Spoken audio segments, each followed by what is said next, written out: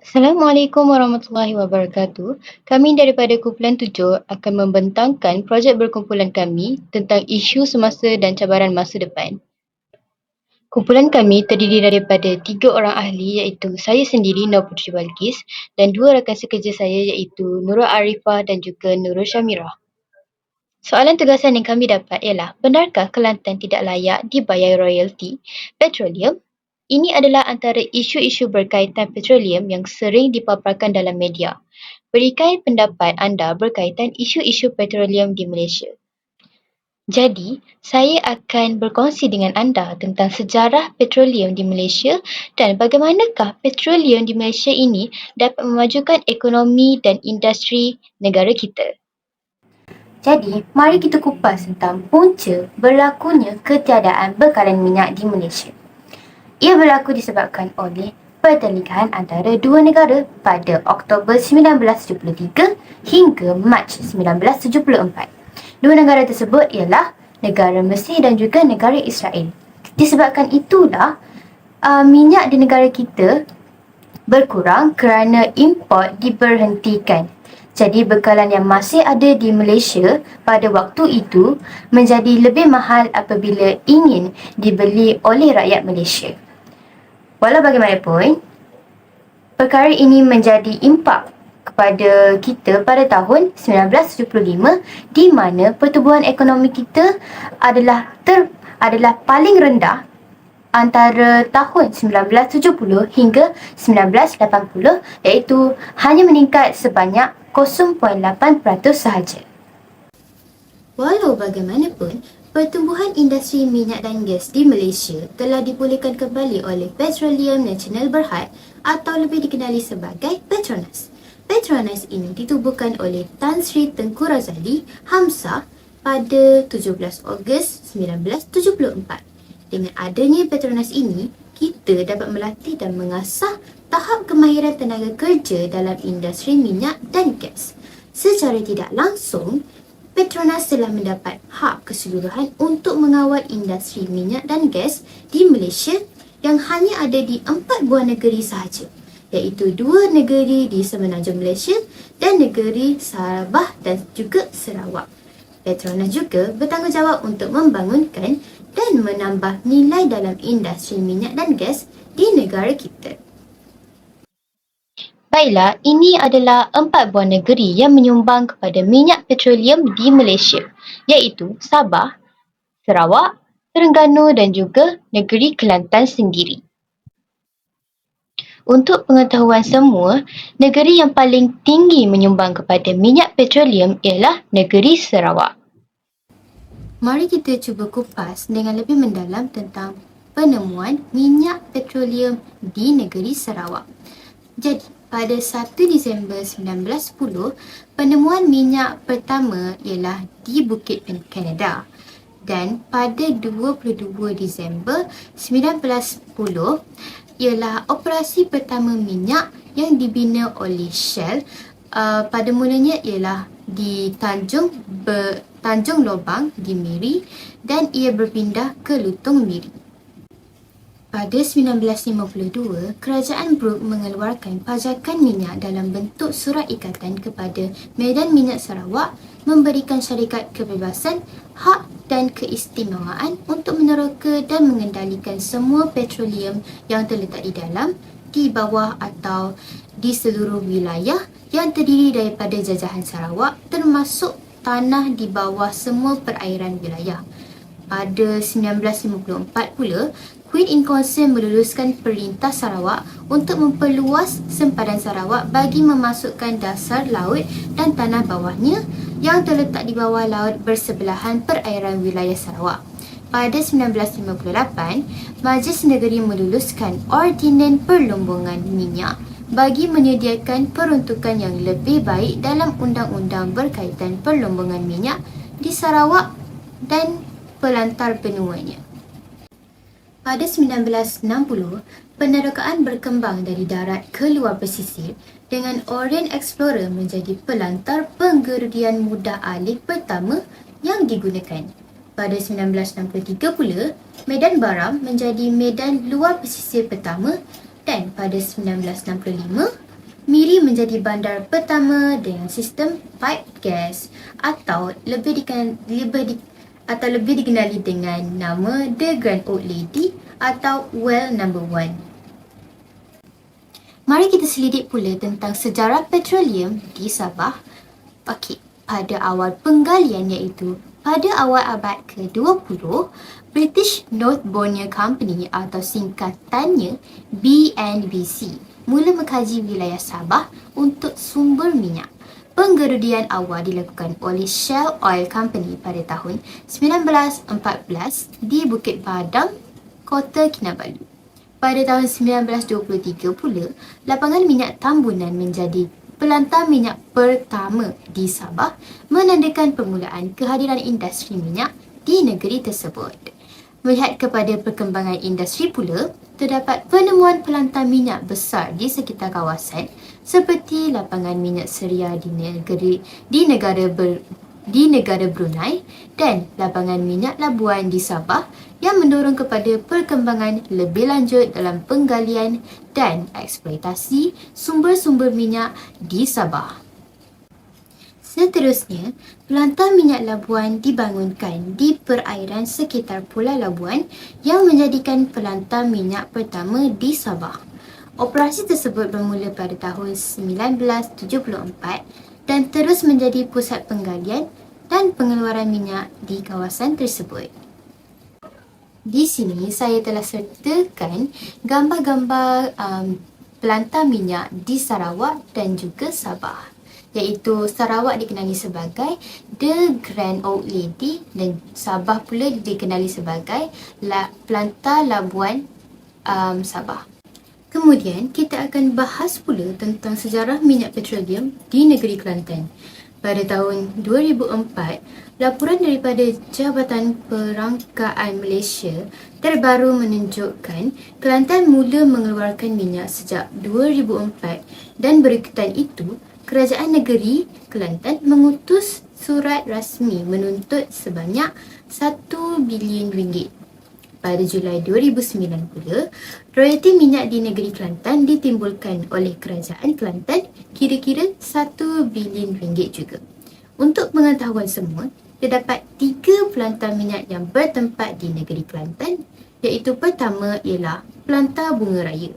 Yang kedua ialah Pelantar Minyak Cakrawala 1, 1A, 2 dan 3A yang terletak 170 km di zon ekonomi eksklusif. Pelantar ini diusahakan oleh Petronas dengan kerajaan Thailand di Laut Cina Selatan ataupun dikenali juga sebagai Teluk Siam. Pelantar minyak yang ketiga pula dikenali sebagai Pelantar Bintang, yang mana minyak yang ditemui kira-kira 80 batu nautika atau dalam kilometernya ialah 180 km dari pantai Bacok yang bertindan dengan perairan Terengganu di selatan dan perairan Thailand di utara. Pelantar minyak ini juga berada dalam kawasan bebas ekonomi. Jadi, mari kita dengar pula pembentangan tentang isu-isu petroleum di Malaysia oleh pembentang seterusnya. Baiklah, sebagaimana yang telah kita dengar daripada pembentang sebelum saya di mana Sarawak, Sabah, Terengganu dan Kelantan merupakan negeri-negeri yang kaya dengan minyak petroleum, saya akan menunjukkan seberapa banyak negeri-negeri ini dibayar atas hasil petroleum mereka. Sebagaimana yang diperkatakan oleh Datuk Seri Mustafa Mohamed, jumlah hasil petroleum yang dibayar kepada Sabah, Sarawak, Terengganu dan Kelantan dari 2008 hingga 2020 adalah RM61.32 bilion. Beliau berkata jumlah bayaran tunai hasil petroleum yang disalurkan kepada Sarawak dan Sabah bagi tempoh 2008 hingga Ogos 2020 adalah masing-masing RM25.3 bilion dan RM13.2 bilion. Bayaran khas petroleum kepada Terengganu dan Kelantan bagi tempoh yang sama masing-masing sebanyak RM22.4 bilion dan RM418.9 juta. Mustafa berkata Petroleum Nasional Berhad iaitu Petronas membuat bayaran tunai hasil petroleum sebanyak 5% secara terus masing-masing kepada Kerajaan Negeri Sabah dan Sarawak. Bagi Kerajaan Negeri Kelantan dan Terengganu pula, Petronas menyalurkan bayaran kepada Kementerian Kewangan yang seterusnya membuat bayaran kepada kedua-dua negeri tersebut. Baiklah, seterusnya kita akan pergi lebih mendalam tentang royalti petroleum di Terengganu. Perjanjian di antara Kerajaan Terengganu dengan Petronas diadakan pada 22 Mac 1975 berdasarkan Akta Pembangunan Petroleum, sekaligus memberikan kelebihan kepada Terengganu untuk mendapatkan 5% bayaran royalti setahun. Pada 1978, Terengganu menerima bayaran royalti petroleum pertama berjumlah RM29 juta sebelum jumlahnya meningkat kepada RM50 juta pada tahun berikutnya. Pada 1980, Terengganu menerima RM83 juta. Hasil petroleum menjadi sumber kewangan utama bagi Terengganu dan bayaran royalti ini konsisten dibayar pusat kepada Kerajaan Terengganu sehingga dihentikan pada 2000. Tindakan kerajaan pusat dikuasai Barisan Nasional ketika itu menukar status royalti kepada wang ihsan dikatakan bertentangan dengan semangat federalisme. Bayaran ini tidak disalurkan kepada Kerajaan Terengganu yang dikuasai PAS ketika itu, sebaliknya diuruskan agensi persekutuan untuk membiayai program pembangunan. Maka, hal tersebut menyebabkan Terengganu menerima nasib yang sama seperti Kelantan di mana kedua-dua negeri ini tidak layak menerima royalti minyak sebanyak 5%. Jadi, apakah penjelasan untuk hal ini? Ini kerana menurut Azalina Othman Said, Akta Laut Wilayah 2012 menetapkan bahawa negeri hanya boleh menuntut hak sehingga 3 batu nautika. Perjanjian pembayaran wang tunai yang ditangani oleh Petronas dan Kerajaan Terengganu memperuntukkan dua negeri itu boleh diberi pembayaran tunai sebanyak 5% untuk petroleum yang didapati dan diperolehi dalam jarak 3 batu nautika dari garis air surut. Namun katanya, Petronas tidak pernah menyalurkan hasil petroleum secara langsung kepada Terengganu selama ini kerana kedudukan medan pengeluaran adalah terletak di luar 3 batu nautika dari garis air surut wilayah Terengganu. Bagaimanapun katanya, Kerajaan Persekutuan telah menyalurkan wang ihsan ke negeri-negeri yang berhampiran dengan kawasan penggalian petroleum termasuk Terengganu untuk projek yang memberi manfaat kepada rakyat. Namun, terdapat perselisihan pendapat di antara Kerajaan Persekutuan dengan Kerajaan Negeri Terengganu. Isu ini menjadi perdebatan apabila kedua-dua pihak mempunyai penafsiran berbeza-beza. Menurut Seksyen 1-1, perjanjian itu menyatakan Petronas hendaklah membayar kepada kerajaan negeri secara bayaran tahunan setara dengan 5% daripada hasil petroleum didapati di Terengganu dan dijual Petronas oleh ejennya. Istilah royalti digunakan kerajaan Terengganu ditafsirkan sebagai silap. Hal ini kerana hasil petroleum diteroka dan diperoleh Petronas berpunca dari dasar laut terbuka yang statusnya berada di bawah penguasaan Kerajaan Persekutuan. Bagaimanapun, Kerajaan Terengganu mempunyai pandangan berbeza dengan menyatakan perjanjian di antara kerajaan negeri dengan Petronas mengakui hasil petroleum ditemui dan diteroka Petronas adalah hak negeri Terengganu. Kerajaan Terengganu turut berhujah, menurut senarai negeri, tanah adalah bidang kuasa berada di bawah kerajaan negeri. Justru, hasil petroleum dijumpai di perairan Terengganu, ia adalah sebagai hak negeri. Perjanjian dibuat di antara Kerajaan Terengganu dengan Petronas pada 16 September 1987 menyebut dengan jelas bayaran tunai diterima negeri adalah bayaran royalti. Kenyataan kerajaan pusat yang menyatakan tiada perkataan royalti dalam kandungan perjanjian adalah mengelirukan dan bercanggah. Selain pertikaian berkaitan Akta Laut Wilayah 2012 yang kembali dibangkitkan, Kerajaan Terengganu turut berpandangan pelantar benua ialah dasar laut bermula daripada pantai Terengganu atau mana-mana negeri sejauh sehingga satu tempat atau paras naiknya sekadar 200 meter. Ini mungkin bermaksud ia antara 2 atau 300 meter asalkan dasar laut negeri itu berasal atau bersambung daripada pasang surut sesebuah pantai sehingga sampai ke satu tempat atau garisan yang mana paras dalamnya tidak melebihi 200 meter. Justru atas semangat federalisme, kerajaan negeri dan persekutuan patut menyelesaikan pertikaian ini dengan berhemah supaya tidak merugikan nasib rakyat dan negeri Terengganu itu sendiri. Seterusnya, kita akan membahaskan hutang Kerajaan Persekutuan kepada Kerajaan Negeri Terengganu. Kerajaan Persekutuan masih berhutang 1 bilion wang royalti minyak kepada Kerajaan Negeri Terengganu bagi tahun 2023. Menteri Besar Datuk Seri Dr. Ahmad Samsuri Mohtar berkata, Kerajaan Negeri menjangka anggaran terimaan hasil royalti minyak yang patut diterima bagi tahun 2023 ialah RM1.524 bilion. Bagaimanapun setakat ini yang telah kita terima hanyalah berjumlah RM510 juta sahaja. Mengenai langkah susulan yang diambil Kerajaan Negeri Terengganu pula, Ahmad Samsuri berkata beliau telah mengadakan beberapa siri perbincangan dan pertemuan dengan pemimpin di peringkat pusat. Dalam pada itu, Ahmad Samsuri berkata, kerajaan negeri tetap mahu menggunakan istilah asal iaitu royalty seperti yang digunakan satu ketika dahulu.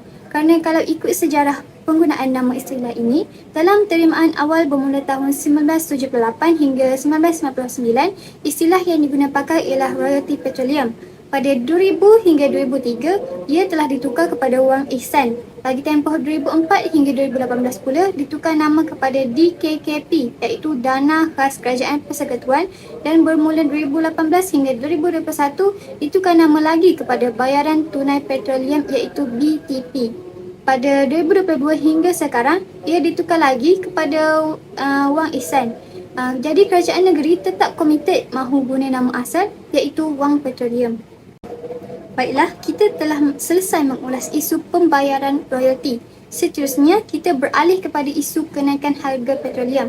Kata Menteri Ekonomi Rafizi Ramli, kerajaan dijangka meningkatkan peruntukan subsidinya tahun 2024 berikutan kenaikan harga minyak yang seterusnya boleh membawa kepada subsidi tinggi bagi produk petroleum. Beliau berkata perbelanjaan subsidi negara boleh meningkat lebih tinggi pada masa hadapan di tengah-tengah kenaikan harga tenaga global, terutamanya sekiranya kerajaan tidak dapat meminimumkan jurang diesel bersubsidi dan yang tidak bersubsidi.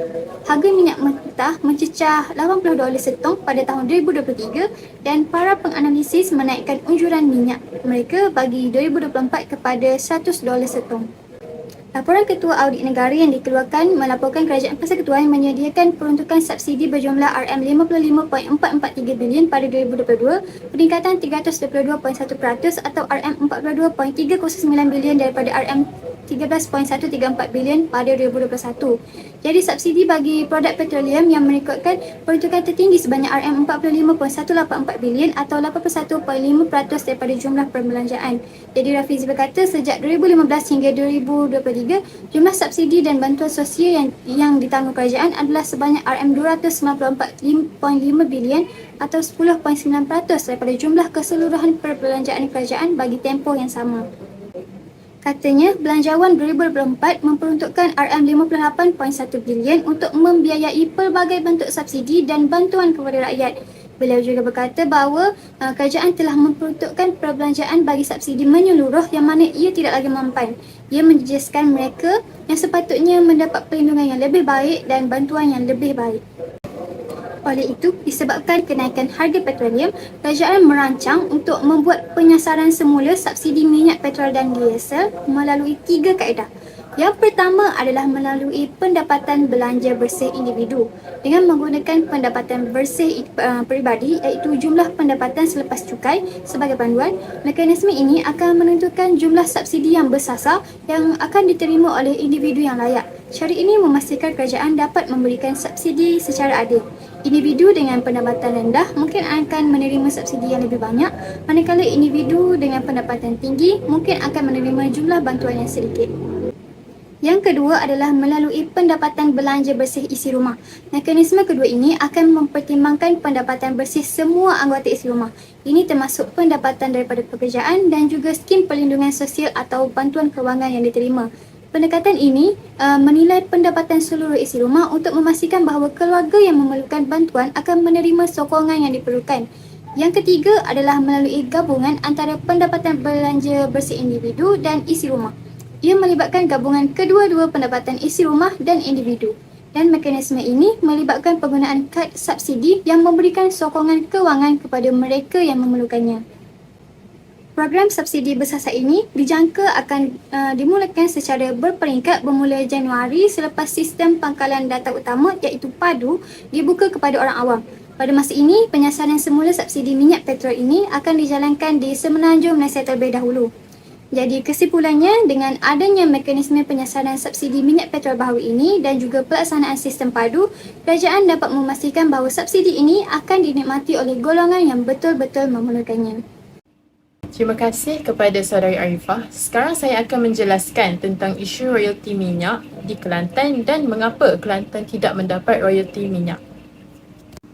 Pertama sekali, ketika terbentuknya Perjanjian Persekutuan Tanah Melayu 1948, Apabila pihak British ingin membentuk Malayan Union dan menjadikan tanah Melayu sebagai tanah jajahan mutlak British, ia dibantah keras oleh orang Melayu. Seterusnya, British menarik semula cadangan Malayan Union dan memperkenalkan Persekutuan Tanah Melayu dengan persetujuan Raja-Raja Melayu. Dalam perjanjian tersebut, antara perkara yang ditentukan adalah persempadanan antara negeri-negeri di Tanah Melayu. Mungkin ramai yang tidak sangka, perjanjian ini memberikan kesan kepada apa yang kita hadapi sekarang. Ini kerana perjanjian ini menetapkan bidang kuasa negeri berada dalam lingkungan 3 batu nautika dari pesisir pantai negeri. Manakala, kawasan yang melebihi 3 batu nautika dari pesisir pantai diletakkan di bawah penguasaan kerajaan pusat, iaitu Kerajaan Persekutuan. Hal ini juga disebut dalam Seksyen 4 Ordinan Darurat 1969. Maka, perkara inilah yang menjadi hujah pihak kerajaan supaya tidak membayar royalti minyak kepada mana-mana kerajaan negeri. Ini kerana selepas 3 batu nautika dari pesisir pantai bukan lagi dalam bidang kuasa negeri tetapi pusat. Inilah yang berlaku kepada Kelantan apabila 2 telaga minyaknya terletak 150 batu nautika dari perairan negeri itu. Seterusnya, beralih pula kepada fakta seterusnya iaitu penubuhan Petronas dan Perjanjian Akta Petroleum 1948. Selepas merdeka, minyak di negara kita masih lagi diuruskan oleh pihak asing yang membuat perjanjian dengan British. Jadi, Tun Razak yang ketika itu menjadi Perdana Menteri mencadangkan agar menubuhkan satu syarikat petroleum negara. Oleh itu, pada tahun 1974, Petroleum Nasional Berhad, Petronas ditubuhkan dan Tengku Razalik Hamzah atau lebih dikenali sebagai Kuli menjadi pengurusi dan ketua pegawai eksekutif. Pertamanya, kerajaan juga memperkenalkan Akta Kemajuan Petroleum 1974. Tapi sebelum itu, apabila Petronas hendak ditubuhkan, telah berlaku pertikaian di antara kerajaan pusat dan kerajaan Sarawak. Ini selaras dengan apa yang dikatakan oleh Tengku Razali, iaitu tapi dicadangkan formula yang mungkin mengejutkan orang ramai. Dia kata biar Sarawak ambil 5% dari hasil minyak yang ditemui di kawasan perairan Sarawak. Biar juga kerajaan pusat ambil 5%. Yang selebihnya itu biarlah Petronas guna untuk cari gali minyak di seluruh dunia. Maka dengan itu, cadangan ini mendapat persetujuan daripada Tun Razak dan kabinetnya. Kuli juga pada masa itu ditugaskan untuk berunding dengan setiap kerajaan negeri di Malaysia. Hasilnya, persetujuan berjaya dicapai mengikut syarat berikut, iaitu bayaran tunai sebanyak 5% kepada negeri yang ada minyak, sama ada di darat atau di dasar laut yang berdekatan dengan negeri tersebut. Hal inilah yang dituntut oleh kerajaan negeri Kelantan. Malah, Terengganu juga menuntut hak yang sama sebelum ini. Selain itu, hal ini juga melibatkan pertimbangan politik. Minyak yang kali pertama ditemui di pesisiran pantai Terengganu adalah pada tahun 1973. Sejak itu, Terengganu mendapat royalti sebanyak 7.13 bilion daripada Petronas. Setelah lebih 20 tahun mendapat hasil royalti minyak, tiba-tiba pada tahun 2000, pembayaran royalti dihentikan. Pada masa itu, kerajaan negeri Terengganu berada di bawah PAS. Kerajaan pusat ketika itu memberitahu yang perjanjian antara Petronas dengan mana-mana negeri di semenanjung Malaysia adalah tentang pembayaran ehsan dan bukannya pembayaran royalti. Kerajaan juga pada masa itu menjelaskan apa yang selama ini Terengganu dapat adalah wang ehsan dan bukannya wang royalti. Seperti yang dikatakan oleh Datuk Dr. Rais Yatim, iaitu Menteri di Jabatan Perdana Menteri pada ketika itu, oleh yang demikian, apa-apa perjanjian yang dibuat di antara Petronas dengan mana-mana negeri di semenanjung adalah perjanjian ihsan semata-mata, bukan perjanjian yang berasas kepada hak negeri terbabit. Kerajaan juga memberi alasan yang mereka dahulu beri duit kepada Terengganu kerana pada masa itu, negeri Terengganu merupakan negeri yang miskin. Tetapi keadaan sudah mula berubah sekarang. Alasan yang sama juga digunakan oleh kerajaan dengan berkata minyak yang ditemui itu berada di luar pesisir dan mengikut undang-undang ia adalah milik kerajaan pusat. Malah kenyataan itu mendapat sokongan daripada bekas Menteri Besar Terengganu, Tan Sri Wan Mokhtar Ahmad, dengan berkata apa yang Terengganu dapat selama ini adalah wang ehsan dan bukannya royalti. Bagaimanapun, apabila Barisan Nasional memegang balik Terengganu, kerajaan pusat memberi balik bayaran kepada Terengganu. Tambahan pula, bayaran dibuat walaupun kawasan minyak itu terletak lebih daripada 3 batu nautika. Kerajaan juga nampaknya mengubah kenyataan dengan berkata bayaran itu adalah royalti minyak dan bukannya wang ehsan. Hal inilah yang menjadi persoalan tentang pendirian kerajaan berkenaan isu royalti minyak. Perkara ini jugalah yang berlaku di Kelantan apabila kerajaan negeri itu menuntut Petronas membayar wang royalti dan bukannya wang ehsan. Di samping itu, Kelantan juga bersedia menyaman Petronas bagi menuntut royalti minyak. Pada tahun 1975, telah berlaku perjanjian Akta Kemajuan Petroleum 1974 di antara pengerusi Petronas dan Menteri Besar Kelantan, Datuk Muhammad Nasir. Seperti biasa, dalam perjanjian itu menyebut yang Kelantan akan mendapat 5% dari hasil minyak yang ditemui di pesisir pantai negeri itu. Pada tahun 1990-an, minyak mula dijumpai di pesisir pantai Kelantan yang ketika itu di bawah pimpinan PAS. Penemuan itu pula terletak di 150 batu nautika dari Kelantan dan juga berada di kawasan bebas ekonomi yang mana kerajaan pusat sudah membuat perjanjian dengan Thailand dan Vietnam. Hasil daripada perjanjian ini, di kawasan minyak dan gas ini, kerajaan pusat menerima RM4.59 bilion sehingga tahun 2013. Tetapi, kerajaan negeri Kelantan tidak mendapat apa-apa keuntungan dari minyak ini. Dalam hal ini, sekali lagi kerajaan pusat memberi alasan yang minyak dan gas itu ditemui di luar kawasan bidang kuasa Kelantan, iaitu melebihi 3 batu nautika. Tetapi persoalannya, kenapa kriteria 3 batu nautika ini digunakan di Kelantan dan tidak di negeri-negeri lain? Kalau kita lihat pada Terengganu, kerajaan pusat berkata yang negeri itu mendapat royalti dan Pahang juga dijangka akan mendapat royalti. Walaupun jarak minyak yang ditemui di kedua-dua negeri itu melebihi 3 batu nautika. Atas desakan kerajaan negeri, kerajaan pusat akhirnya bersetuju memberi wang ihsan kepada negeri itu. Bagaimanapun, tindakan itu dibantah oleh Kelantan dan mempertahankan hak mereka untuk mendapat 5% dari keuntungan minyak yang ditemui di pesisir pantai negeri berkenaan. Bertitik tolak daripada perkara ini, kerajaan Kelantan akhirnya mengambil tindakan undang-undang dengan menyaman Petronas. Kerajaan pusat pula menubuhkan jawatan kuasa khas untuk mengkaji bayaran tunai kepada negeri di pantai timur. Akhir sekali, kita beralih kepada isu istilah 3 batu nautika. Isu 3 batu nautika inilah yang menjadikan pertikaian buat selama ini. Menurut Tengku Razalih, iaitu Ketua Eksekutif Petronas, istilah 3 batu nautika sudah tidak boleh dipakai lagi. Ini kerana apa yang berlaku setelah Akta Kemajuan Petroleum 1974 meletakkan segala urusan berkaitan petroleum di bawah Petronas. Tentang 3 batu nautika pula, pakar Undang-Undang Laut Dr. Hazmi Rusli juga bersetuju yang ianya sekadar untuk sempadan negeri dan bukannya pemilikan minyak. Menurutnya lagi, Undang-Undang tentang Perlombongan Petroleum sudah wujud di Malaysia sejak Perlembagaan Persekutuan Malaysia diwujudkan pada 1957 yang mengatakan perlombongan minyak adalah di bawah bidang kuasa Kerajaan Persekutuan yang termaktub dalam perkara 8J Senarai Pertama Perlembagaan Persekutuan. Walau bagaimanapun, Malaysia sebenarnya sudah ada undang-undang tentang pelantar benua sebelum UNCLOS 1982 iaitu Akta Pelantar Benua 1966 yang mengatakan bahawa hak untuk mengeksploitasi kekayaan alam adalah hak kerajaan persekutuan. Manakala apabila Akta Kemajuan Petroleum 1974 diperkenalkan, semua hak petroleum adalah milik Petronas. Jadinya, apa yang kita boleh katakan adalah isu royalti minyak ini sebenarnya lebih kepada isu politik. Ini kerana kerajaan pusat juga masih berdolak dalih dalam hal ini. Terutamanya apabila Terengganu yang pernah dihentikan royalti minyaknya semasa PAS memerintah dan kemudian dibayar balik semasa BN memerintah. Maka dengan itu, berakhirlah sudah perbincangan kami berkaitan dengan isu royalti petroleum ini. Diharap dapat memberi ilmu pengetahuan baru kepada semua yang menonton. Akhir kata, semua yang baik datangnya daripada Allah, yang buruk datangnya daripada kami sendiri. Sekian, terima kasih.